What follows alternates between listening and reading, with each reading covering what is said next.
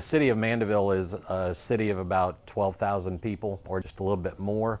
Obviously, our goals are to help protect the health, safety, and welfare of our citizens and to provide services to them. So we have a population that's fairly exposed to the water and is a coastal environment, so we have our work cut out for us. Lack of levees is a big issue for St. Tammany Parish. Right behind me is Lake Pontchartrain, so we are very exposed to storm surge. We're very exposed to storms, and yet the population has time and time again has determined that they want to preserve these beautiful vistas of the lake, and they want to make this lakefront a recreation spot, walkable area, someplace where they can enjoy, and they're willing to, they've been willing to deal with the consequences of that. Obviously, the consequences of that is that, the first few blocks off of the lakefront have periodic inundation, that they're very exposed to flooding. And so, with Katrina, one of the things that we really realized was that once again we had to kind of make that determination. Do we want to pursue levees and seawalls? Very expensive, completely change the character of the city? Or did we want to try to be resilient in other ways and recover in other ways, namely elevating homes? Obviously, our population, we determined that home elevation, that building elevation was the route that we chose. We've elevated since Katrina, between Katrina and Isaac, several hundred homes.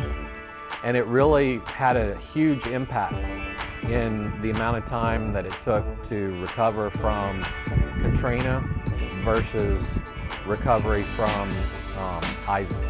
Isaac, the water level was actually in several places was higher than with Katrina, but we were able to bounce back much faster within a matter of weeks instead of a matter of months or years. And I credit really the amount of elevating buildings that we did in the interim, in that, 7-8 years in between Katrina and Isaac. I really credit that with the drastic difference in recovery from what really amounted to two fairly similar storms when it came to the amount of water. Sometimes we don't want to admit it, but I think that our citizenry as a whole, us as public officials, I think that we're all much more aware of our surroundings. We're all much more aware of the potential hazards that are out there. And, we may argue about it, we may fight elevating, we may fight,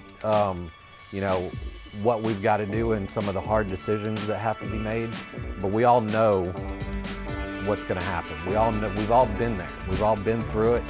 We've all experienced the same things in the aftermath of the storm. We all know what can happen. And we just have different ideas maybe of how to prepare for that. But emergency preparedness, dealing with flooding, dealing with storms, I think it's we're all much more aware of that now than what we were 10 years ago.